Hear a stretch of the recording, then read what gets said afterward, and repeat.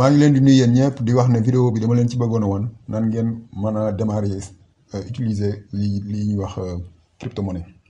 léegi nag am na vidéo boo xam ne def naa ko avant bii dama leen di conseiller ñi nga xam ne seetaanagul vidéo boobu ñu seetaan ko bala ñoo seetaan vidéo bi ndax boo comprendre vidéo bi li may ci expliquer fii dina gën a yomb ci pour ngeen comprendre léegi ñu dem ci page bi topp ci présentation bi comme ni ma ko bindee fii maanaam laaj bi ngeen mën di am ci njëkk question bi ngeen mën di posé wu mooy nan nga lay fexe ba mën a def ay transaction ci crypto-monnaie comme ko xam maanaam mi ngi dégg crypto-monnaie mais xamul nan lay mën a commencer utiliser crypto-monnaie daal. léegi comme ni ma ko bindee fii ki nga xam ne dafa yor crypto-monnaie dafa yor li ñuy wax ñaari clé mooy caabi daal caabi laa ko mën a wooyee mu ko dee teg ci wolof boo xam ne moo koy permettre mu mën a saytu xaalisam maanaam saytu crypto-monnaie maanaam sécuriser ko daal. léegi clé yi nag bu ñu ko dee wax ni ñu koy imaginer ci informatique mooy clé yi mën naa ko wooyee code mi ngi mel ne par exemple su ma ko doon comparer ak monnaie électronique yi nga xam ne moom moo fi am bëgguma tudd opérateur yi sax mais monnaie électronique yi nga xam ne ñoo fi am nga xam ne da ngay am compte sa compte day am code secret li ñuy wax code secret. léegi clé yi ñaari clé yi ma tudd nii muy clé privée ak clé publique mën na leen comparer ak code secret. léegi nag boo dañuy wax ne kon clé publique bi mooy code secret clé privé bi mooy code secret privé clé publique bi mooy code secret public noonu laa koy mën a moo ko doon comparer daal. léegi kon ngeen xam ne képp koo xam ne crypto-monnaie ñaari clé yooyu da nga koy am léegi clé privé bi toujours day nekk ak yow maanaam code secret laa ko mën a wooyee privé maanaam toujours boobu day nekk ak yow ndax clé privé boobu moom ngay jëfandikoo pour coder maanaam li ñuy wax coder maanaam pour coder say transaction yi ngay def clé privé boobu moo koy coder ba nga xam ne nii képp koo xam ne nii yorul clé privé boobu du mën a coder say transaction ni ñu koy coder.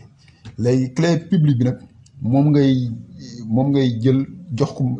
képp koo xam ne ci àdduna bi nekk na ci àdduna bi mën naa yor clé publique boobu parce que clé publique bi doonul loo xam ne lu kii la daal lu ñu nëbb la daal moom mën ko jox ku la neex parce que clé publique boobu noonu moom mooy décoder maanaam li nga xam ne nii moom nga coder ak sa clé privée. léegi nag loolu pour ngeen comprendre ko nan dem ci fii nii ci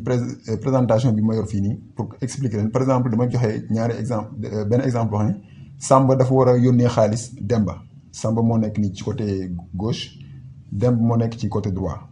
léegi Samba dafa yor crypto-monnaie comme ni ma ko waxee moom day yor ñaari clé wala nu ma ko mën a woowee bu ma ko gën a tekki pour ngeen gën koo comprendre mu gën a yomb ci yéen Samba dafa am ñaari code benn code privé ak benn code public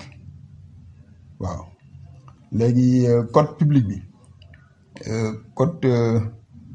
clé public bi ak clé privé bi moom la Samba yor pour mën a sécuriser ay transaction maanaam mën a tamit sécuriser xaalisam daal voilà. léegi Samba bu defee transaction bi daf koy coder ak maanaam bu defoon transaction bi xaaral ma la nii par exemple transaction bi nii li mooy transaction bi Samba def na transaction bi da koy coder ak clé privée léegi su ko coder ak clé privée envoyé transaction bi day envoyé waale lii ñuy wooyee clé publique da koy envoyé ci blockchain bi léegi blockchain bi ñoom ñooy saytu transaction yi comme ni ma ko waxoon léegi ñoom danañ am possibilité buñ xoolee buñ décoder kii bi buñ décoder transaction bi parce que clé publique bi comme ni ma ko waxee mooy décoder transaction bi danañ xam ne Demba moom xaalis bi maanaam moom information yi ci moom la jógee parce que jàppale ne képp ko xam ne am nga clé privée sa clé privée bokkuloo ko kenn maanaam kenn ku ne ak sa clé privée léegi bu ko defee nag maanaam su ñoom suñ décoder kii bi ci la ñu xam ne effectivement Demba Samba moo defar transaction bi nga xam ne dafa nekk loo xam ne lu am sécurité loo xam ne nii képp koo xam ne dafa bëggoon a falsifier affaire bi maanaam jéem a toppandoo Samba ak yu demee noonu pour def loolu du ko mën parce que Samba clé privée bi mu yor nii clé la boo xam ne nii kenn mënu ko falsifier clé la boo xam ne comme ni ma ko waxee tamit moom day des ci Samba toujours du déplacé wu clé publique bi rek mooy déplacé wu pour mën a kii léegi bu ko defee bu blockchain bi su décoder transaction bi ba transaction bi jaar yoon ba mu leer ko ne transaction bi normal na léegi ci lay soog a valider transaction bi léegi bu ko defee Samba moom jot xaalis bi ak transaction bi ak information transaction bi yu demee noonu léegi kii Demba jot xaalis bi fii quoi du moins léegi noonu la affaire bi di doxee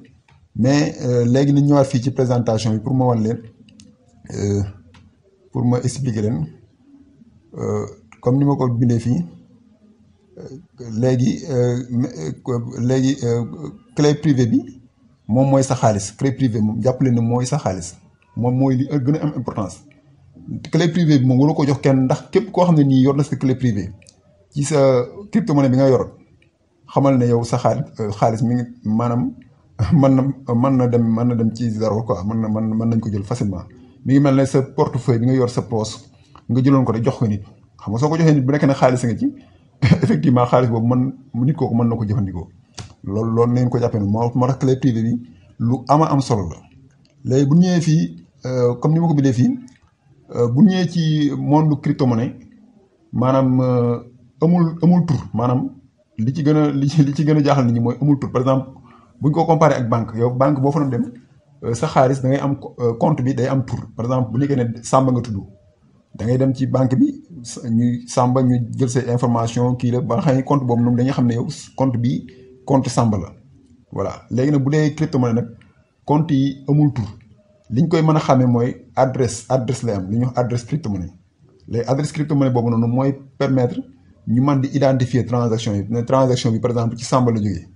bien que Samba moom joxewul turam mais dana xam ne adresse bi moom moo leen di moom ci la ñu mën di identifier transaction yi loolu neen ko xam bu baax léegi amul benn tur boo xam ne nii day am ci transaction crypto-monnaie képp ku envoyé xaalis bi nga envoyé ci adresse bi la ñuy basé wu pour xam ne xaalis bi ci adresse temps la jógee mais mënuñu xam sa tur loolu na ko ñëpp xam te tamit ni ma ko bindee fii képp koo xam ne da nga am crypto-monnaie ki nga xam ne dafa defar crypto-monnaie day jëfandikoo clé publique am pour maanaam mën a générer mën a créer li ñuy wax adresse crypto-monnaie maanaam si adresse crypto-monnaie boobu noonu bala nga ko am sa clé privée moom moo lay permettre nga mën a maanaam créer sa adresse crypto-monnaie léegi moo nga xam ne adresse crypto-monnaie boobu noonu moom ngay maanaam nit adresse crypto-monnaie boobu noonu nit su la waree envoyer xaalis moom ngay utiliser nit su la waree envoyer xaalis moom ngay utiliser soo waree envoyer xaalis bi adresse boobu ngay utiliser loolu na ko ñëpp xam léegi suñ jëlee exemple par exemple bitcoin sa adresse bitcoin moom mën na la permettre ngay yónnee xaalis ak di jot xaalis donc adresse crypto-monnaie bi mën naa wax ne mooy remplacer sa tur bu ñu ko doon comparer ci compte bi nga xam ne nii moom nga am fële à la banque voilà léegi bu ñu ñëwee fii léegi question bi nga xam ne nii mën nañ ko posé waat mën a jaaxal ñu bari mooy léegi nan laay def ba am sama clé privée ak sama clé publique comme ni mu nekk expliqué noonu nan laay def ba am sama clé privée ak sama clé publique léegi clé privée ak clé publique comme ni ma ko bindee fii bu mu leen jaaxal ni ngeen koy amee mooy il faut ngeen am lu ñuy wax portefeuille crypto-monnaie comme ni nga amee sa portefeuille boo xam ne da nga ko def sa poche di ci def sa xaalis portefeuille crypto-monnaie ngay am léegi portefeuille yi nag ni nga koy amee mooy am na portefeuille yu bari yoo xam ne ni am choix yu bari na la mën nga am portefeuille yu bari boo demee ci internet bi mais dama leen libal ay quelques exemples yoo xam ne ni mën ngeen ci commencer bu ngeen bëggee commencer jëfandikoo lii di crypto-monnaie am na portefeuille yoo xam ne nii par exemple comme Binance mais portefeuille yooyu ci site web la ñu nekk lu mel ne Coinbase portefeuille la boo xam ne moom tamit site web la am portefeuille boo xam ne nii dañ ko wax Trust Wallet moom portefeuille la boo xam ne logiciel la donc koy télécharger mën nga ko télécharger ci par exemple ci sa téléphone Android bu ko defee mu nekk logiciel boo xam ne moom moo lay permettre nga mën di denc foofu say crypto-monnaie ak di fa am boo bëggee sax mën yónnee xaalis yónnee ay crypto-monnaie wala recevoir ay crypto-monnaie mën nga ko def ci yi ma leen limal nii ak bu ñuy wax Ledger lii ay exemple yi ma leen jox rek mais portefeuille yi moom bari na trop bari na mun ma leen a lim sax mais dama leen jox ay exemple rek pour ngeen am ci benn idée daal voilà léegi ni ma ko bindee fii nii pour Binance ak Coinbase comme ni ma ko bindee ñoom ak site web lañu yor léegi pour ma expliquer na loolu day ñëw fii ci Google Chrome par exemple ma wan leen par exemple site Binance Binance moo nekk nii Binance fii soo fi bëgg soo fi ñëwee soo bëggee kii soo bëggee nu mu tuddati par exemple soo fi bëggee commencer utiliser da ngay créer li ñuy wax compte par exemple boo amee compte da ngay ñëw connexion da nga ko connecté wu mais su nekkee ne amoo compte da ngay ñëw fii nga inscrire nga bind nga cliquer fi mu bind inscrire après bu boobaa inscription bi jëfewul daf lay laaj par exemple gis nga ni avant de démarrer veuillez saisir votre lieu résidence actuelle gis nga ni moom gis na ne sax actuellement Sénégal la nekk parce que xam naa peut-être dafa détecter connexion bi voilà léegi bu ko defee ngeen daal di boo confirmer après mu demande la sa adresse email demande la nga créer benn mot de passe après nga accepter conditions yooyu yomb na daal même bu dee Coinbase tamit bu dee par exemple kii bu dee Coinbase tamit noonu la mel Coinbase da ngay dem ci site Coinbase nga créer foofu sa compte bu nekkee ne amoo compte après une fois nga créé ko da ngay daal di am comme la ma la wax portefeuille ci bu dee avantage kii nag site web yi nga xam ne comme Binance la wala Coinbase ñoom crypto-monnaie yi nga am yëpp benn bu nekk dañ la ci defal portefeuille par exemple bu dee Bitcoin dañ la ci defal portefeuille bu dee Ethereum dañ la ci defal portefeuille bu dee Cardano wala BNB wala crypto-monnaie yi ñu am yi nga xam ne moom mi ngi disponible ñoom ci seen site web yi benn bu nekk dañ la ci wutal portefeuille wutal la ci comme adresse comme ni ma leen ko expliqué noonu quoi voilà léegi je pense que loolu comprendre ngeen ko léegi bu dee Trust Wallet comme ni ma ko waxee Trust Wallet moom portefeuille la boo xam ne bu la neexee moom mën na installé wu day installé wu ci téléphone par exemple sa téléphone Android léegi mën naa leen wan tamit moom surtout Trust Wallet moo nekk nii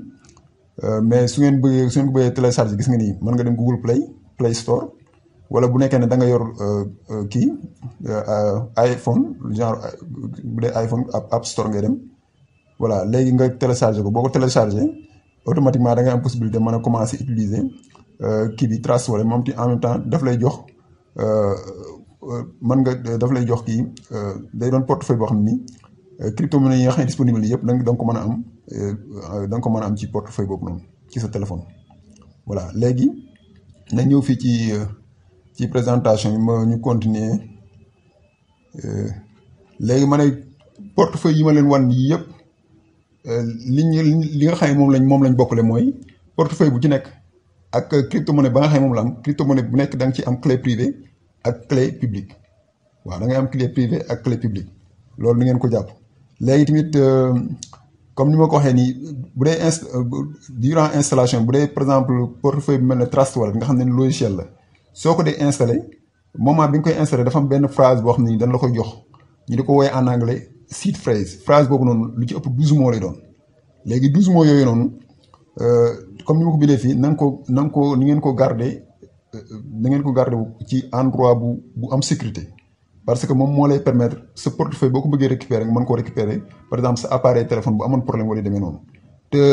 kii boobu seed phrase boobu noonu nga xam ne mooy phrase 12 mots bi dafa am solo parce que moom tamit moom moo lay permettre nga mën a am li ñuy wax sa clé privée ak sa clé publique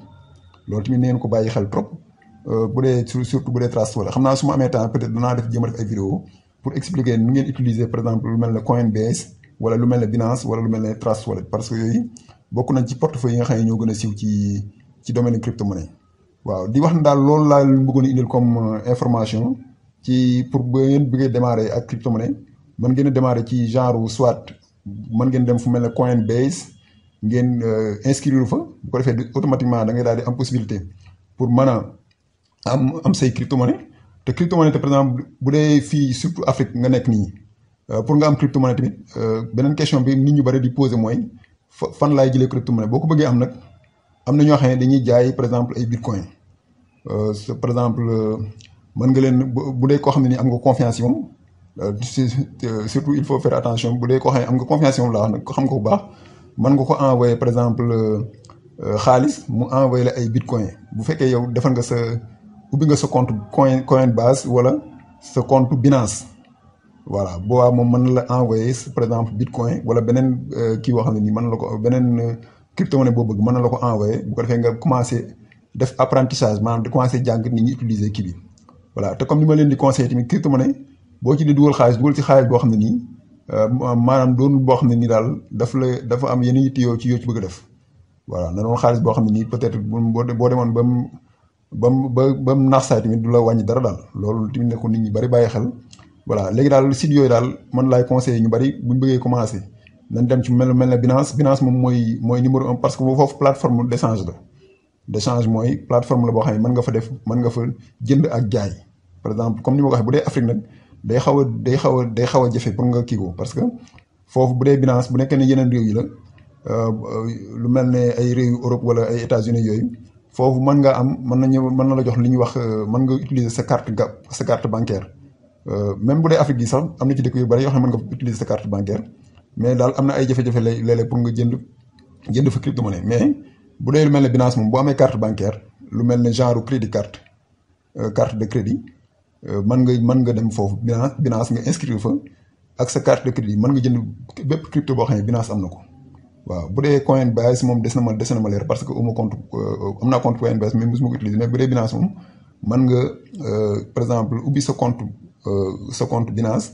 boo nekkee ne am nga carte de crédit boobu mën nga ko utiliser soit pour jënd ci say bitcoin wala beneen genre crypto-monnaie bu mel ne Ethereum wala ay BNB wala demee noonu bépp crypto-monnaie boo bëgg te Binance am ko donc da nga ko fa mën a jënd. loolu daal ci gàttal laa leen woon naa leen ko indil comme information ci vidéo bi di leen wax ne crypto-monnaie moom mi ngi noonu képp koo xam ne yaa ngi soog a tàmbali daal na nga ci dem doucement comme li ma ko waxee tamit en même temps def ci xaalis boo xam ne tamit du la yàqal say activité loolu tamit da ci am solo ci business bi nga xam ne nii ci xaalis bi nga xam ne nii forme technologie bu bees la boo xam ne nii nit ñu bari ñu ngi koy commencé jëfandikoo waaye daal loolu laa ne woon naa leen ko indi comme information di leen jaajëfal yi ñëpp.